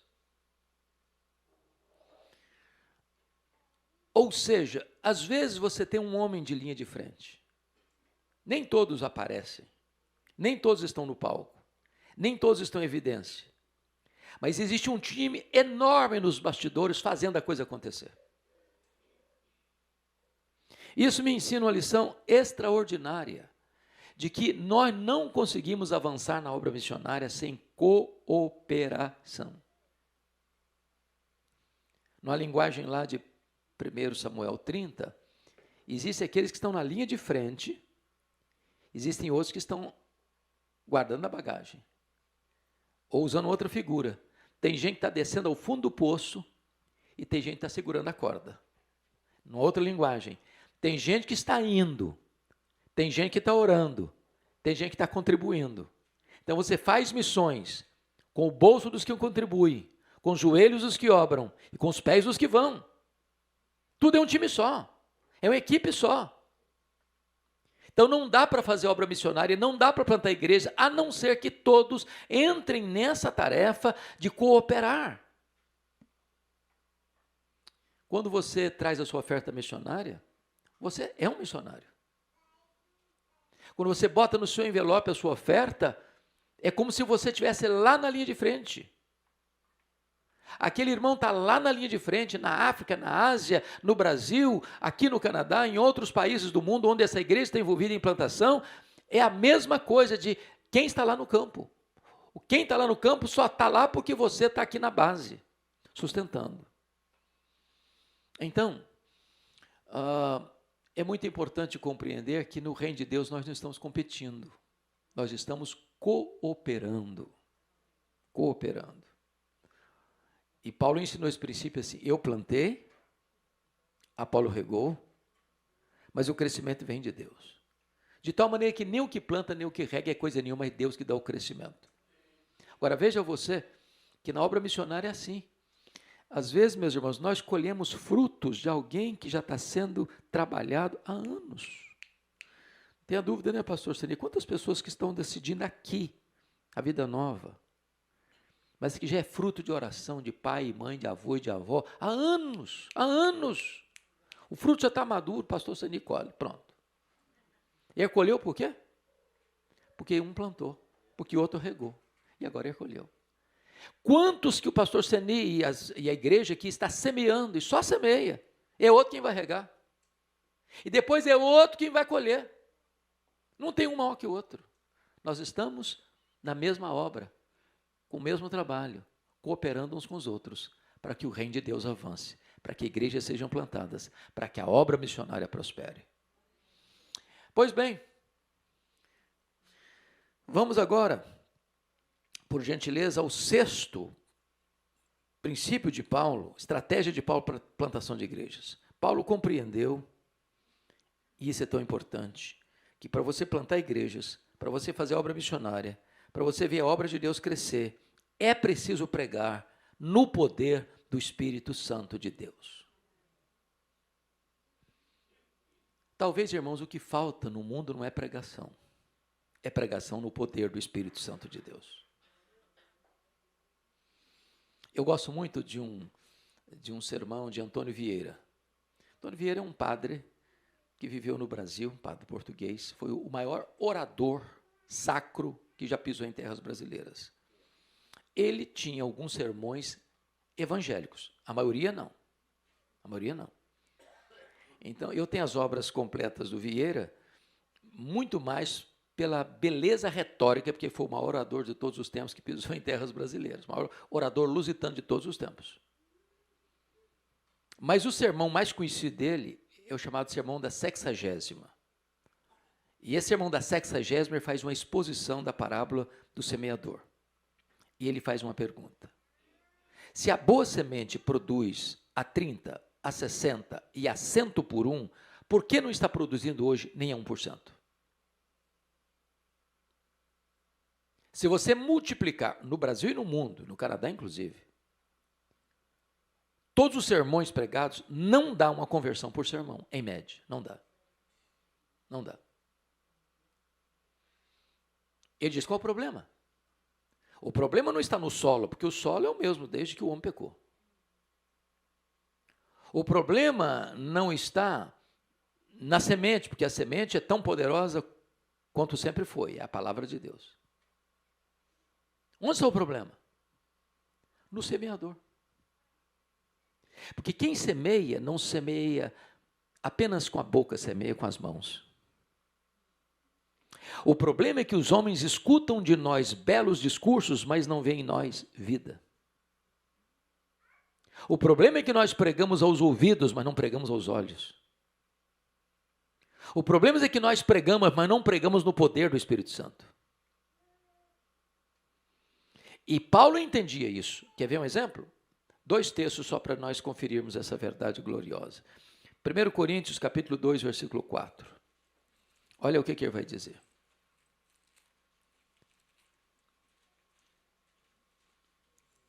A minha palavra e a minha pregação não consistiram em linguagem persuasiva de sabedoria, mas em demonstração do Espírito e de poder. Paulo era um homem culto, Paulo era um homem sábio, Paulo poderia desfilar sua filosofia e o seu profundo conhecimento, até enciclopédico. Mas as pessoas que ouviam Paulo tinham uma percepção diferente. Esse homem não fala com sabedoria humana, esse homem fala no poder do Espírito Santo de Deus. A palavra de Deus era um martelo, a palavra de Deus era a verdade na sua boca. Agora dê uma olhadinha, por gentileza, em 1 Tessalonicenses 1,5. Olha o que ele diz aí. Ele diz assim: porque o nosso evangelho não chegou até vós tão somente em palavra, mas sobretudo em poder, no Espírito Santo e em plena convicção, assim como sabeis ter sido no nosso procedimento entre vós e por amor de vós. Palavra vinda no poder do Espírito Santo e em plena convicção. Me permita ilustrar isso. Houve um missionário presbiteriano chamado John Hyde, e ele foi para a Índia. E dizem os seus biógrafos que quando ele estava a bordo do navio, ele recebe um telegrama. E nesse telegrama tinha uma pergunta: John Hyde, você está cheio do Espírito Santo? Ele ficou com muita raiva. Amassou o telegrama, botou no bolso e pensou, e até disse: isso é um insulto. Ora, mas eu sou missionário, eu estou deixando a minha terra, estou deixando a minha pátria, estou deixando a minha língua, estou deixando a minha família, estou deixando meu conforto, eu estou indo para um país complicado, difícil, com tanta sujeira, com tantas doenças, com tantas dificuldades, e vem me perguntar se eu estou cheio do Espírito Santo? Quando ele chegou no seu convés, deitou na sua cama, o Espírito Santo produziu uma grande convicção de pecado na vida dele, ele caiu de joelhos. Meu Deus, eu estou indo para o missionário, mas eu não estou cheio do Espírito Santo. Me ajuda, Senhor. Me reverte, Senhor. E John Hyde, ali de joelhos, em lágrimas, pediu a Deus: meu Deus, me ajude a levar pelo menos uma pessoa por dia na Índia para Jesus. E no primeiro ano de ministério dele, ele batizou mais de 365 pessoas. Meus irmãos, não basta pregar. É preciso pregar no poder do Espírito Santo. É por isso que onde Paulo passava, coisas tremendas aconteciam, E se você perceber, esse homem, ao chegar nas cidades, era uma revolução. Eu confesso que tem dia que eu leio e falo: meu Deus, será que é isso mesmo? Será que é isso? Não é possível. Pensa comigo só nisso. Vamos pensar só em Éfeso. Éfeso tinha 300 mil habitantes. Todos aqui, eu acho que vieram, ou se não a maioria veio do Brasil. Uma cidade de 300 mil habitantes, se você está falando de Minas Gerais, é maior que o Governador Valadares. Se você está falando de São Paulo, é maior do que Americana. Se você está falando do Espírito Santo, é maior que Guarapari. Agora, pense comigo hoje um pastor chegando numa dessas cidades, sem Bíblia, sem livro, sem folheto, sem rádio, sem televisão, sem zap, sem mídia social. E ele fica ali 1 ano, 2 anos, 3 anos. É muito provável que 80% da cidade nem saiba que ele exista, que ele está por ali. Paulo chega em Éfeso, em 3 anos que ele estava lá, a cidade mudou a cara, A idolatria recuou, a feitiçaria recuou, a palavra de Deus prevaleceu. Igrejas foram plantadas. Ele chega em Atenas, capital intelectual do mundo, a terra dos grandes pensadores, dos grandes filósofos. E ele passou ali poucos dias. Lucas relata que a cidade não falava de outra coisa, senão das últimas novidades que Paulo estava pregando. Esse um abrir a boca era um fluir, era um jorrar do poder do Espírito Santo. Precisamos de orar ao Senhor para que Deus nos dê poder. E para que os missionários que ficam e os que vão, e os que contribuem, o façam no poder do Espírito Santo de Deus, para que a igreja avance e para que a missionária seja vitoriosa. Mas, me permita ainda compartilhar um sétimo princípio. Paulo entendeu que para a obra missionária avançar, era necessário ser um homem, uma igreja, comprometido com oração. Eu louvo a Deus porque o ministério do pastor Seni sempre foi marcado por oração, e eu não tenho dúvidas de que a Vida Nova é uma igreja comprometida com oração. Não há obra missionária, irmão, sem oração. Nenhuma igreja que você conhece que avança do ponto de vista de plantação de igrejas e crescimento na obra missionária, que não seja uma igreja fortemente comprometida com oração. Sem oração não tem missão. Sem oração não tem poder para pregação. E Paulo ordena oração em todo o tempo, por todos os santos. Em todo o tempo. Uma igreja que ora é uma igreja que age. Oração não leva a igreja a ser contemplativa, a oração leva a igreja a ser ativa e dinâmica e operosa. E Paulo entendia isso. As suas cartas, por exemplo, estão recheadas de oração. Eu poderia dizer para vocês que Paulo era o maior teólogo do primeiro século, mas era um teólogo de joelhos dobrados. Hoje parece que aqueles que se acham ou se arrogam para si o título de um teólogo não querem orar. Quem quer orar não quer também estudar teologia. Paulo entendia que as duas coisas caminhavam juntas. Ele era o maior teólogo, ele era o homem mais comprometido com oração. É por isso que a obra missionária avançou com tanta força e com resultados tão extraordinários. Oitavo princípio, oitava estratégia de Paulo. Paulo era um missionário que não estava levantando monumentos a si mesmo. Ele é aquele homem apaixonado pela obra que sempre queria conquistar novos terrenos. Paulo não era aquele missionário, já chegamos aqui, está bom demais, agora está ótimo, agora vamos parar, não tem mais sonho, não tem mais projeto, não tem mais campo para explorar. Não. Quando ele fez a primeira viagem na Galácia, fez a segunda viagem na Macedônia e na Caia, fez a terceira viagem na Ásia, agora ele falou, não, agora esse campo aqui já está explorado, eu quero ir para um lugar que nunca ninguém pregou. E ele vai para Jerusalém para levar uma oferta e escreve no caminho a carta à igreja de Roma, a carta aos romanos, com um propósito: vocês vão me receber aí e vocês vão me enviar como missionário para a Espanha. A Espanha era o último lugar conhecido do mundo ocidental. É para lá que eu quero ir. Ele tinha sonhos. Eu converso, e Seni conversa comigo constantemente sobre isso. Tem gente que tem sonho de aposentar, comprar uma casinha na montanha, ou uma casinha na beira do mar. Agora eu vou tomar água de coco no canudinho e vou parar. Gente, não tem aposentadoria no reino de Deus. Você pode até aposentar de algumas coisas, mas do trabalho de Deus não. Enquanto tiver fôlego nos seus pulmões, você precisa ter planos e sonhos. Não diz lá o profeta Joel que quando o Espírito Santo fosse derramado, os velhos sonhariam e os jovens teriam visões? Quando diz que os velhos sonhariam, não é que comeu demais de noite e sonhou à noite, não. Você já conhece a psicologia do velho? Eu falo isso porque eu estou cabeça branca. O velho começa a celebrar as vitórias do passado, ele começa a olhar para a vida com as lentes do retrovisor. Ele não tem mais sonho.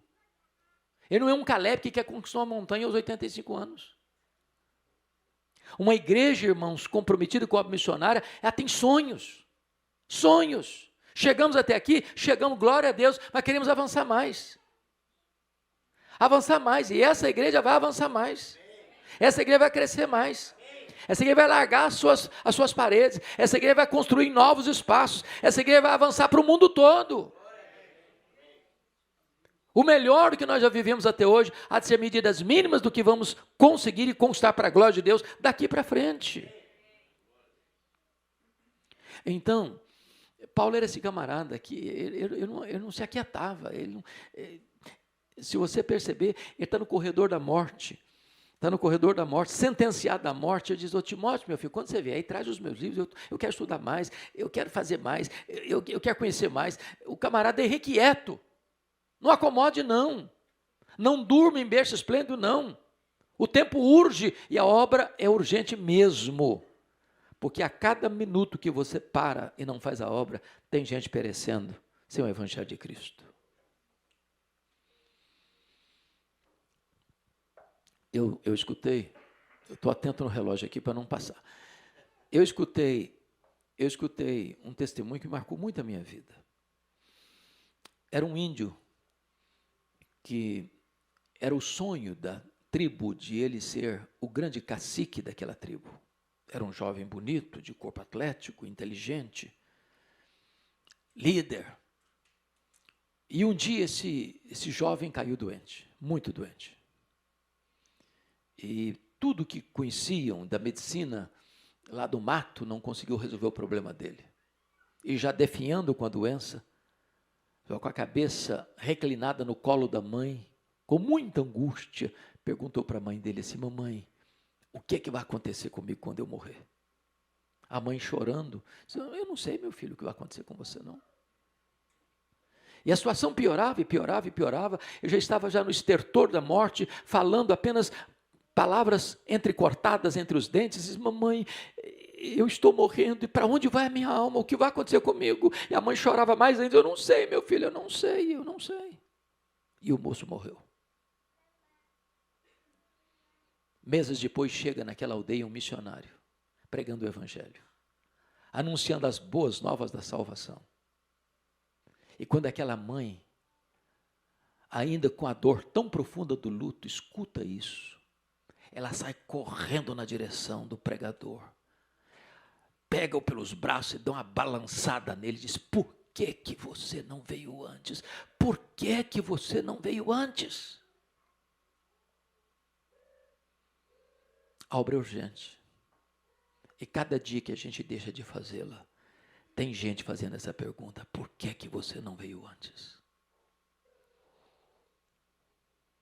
Nona estratégia de Paulo. O vetor que movia o coração de Paulo era o seu amor por Jesus. Não é amor à denominação, a gente tem que amar a nossa denominação, sabia? Não é amor à igreja local, a gente tem que amar a nossa igreja local. Nem mesmo é desencargo de consciência por um dever e uma missão que nos foi imposta. O apóstolo Paulo entende uma coisa: é o amor de Cristo que me constrange. É de você saber que Jesus morreu para comprar com o seu sangue os que procedem de toda tribo, raça, povo, língua e nação, e eu sou encarregado de levar esta mensagem ao mundo, até os confins da terra. É o amor a Jesus. Se não for amor a Jesus, irmãos, que é o motor que nos move à obra de Deus, pode virar legalismo, pode virar religiosismo, preciosismo teológico ou preciosismo denominacional. É a minha bandeira, é a minha igreja, é a minha denominação, é o meu estandarte que vai tremular. Não. O que me move, o que me comove, o que me impulsiona, o que me atrai, o que me alimenta, que é combustível para a alma, é que eu amo Jesus. E eu quero levar o nome dele, porque não há salvação em nenhum outro nome dado entre os homens, pelo qual importa que sejamos salvos. Nós precisamos de reavivar este amor no nosso coração. Eu fico impressionado quando Jesus restaura Pedro. A única pergunta que Jesus fez para Pedro foi esta: ô Pedro, você me ama? Jesus não disse: olha, você vai ficar no banco aí 6 meses. Ou você vai ler 10 livros. Ou você vai passar por um exame psicológico. Ou vamos montar uma equipe aqui para acompanhar você. A única coisa que Jesus requereu de Pedro, para ser um pastor e ter o cajado na mão, foi esta condição: você me ama? Se você ama Jesus, você já está com o pé na estrada missionária. Finalmente, em 10º lugar, 10ª estratégia de Paulo. Paulo tinha um amor acendrado pelas pessoas. Quem não ama não faz missões. Paulo chegou a dizer em Romanos 9, versículo 3, porque eu mesmo desejaria ser anátema, separado de Cristo, por amor dos meus irmãos, meus compatriotas, segundo a carne. Está dizendo o seguinte: eu amo tanto vocês, que se eu pudesse, eu iria para o inferno, para que vocês fossem para o céu. Porque a gente prega, irmãos, mas prega sem qualquer amor, sem qualquer compaixão. Prega com o coração enxuto demais e com os olhos secos demais, sem qualquer entusiasmo de amor por aqueles que perecem.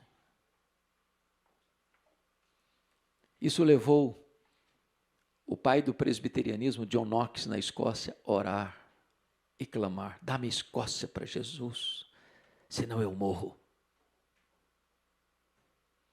Eu pergunto a você: você ama assim? Você ama aqueles que estão como ovelhas sem pastor? Perdidos, sem rumo? Eu espero que estas estratégias que Paulo elenca ao longo do seu ministério nos ajude a continuar sendo uma igreja missionária, uma igreja que planta outras igrejas, uma igreja que leva a boa nova do Evangelho, a esperança da salvação em Cristo, ao Canadá e às outras nações do mundo. Que Deus nos ajude. Amém.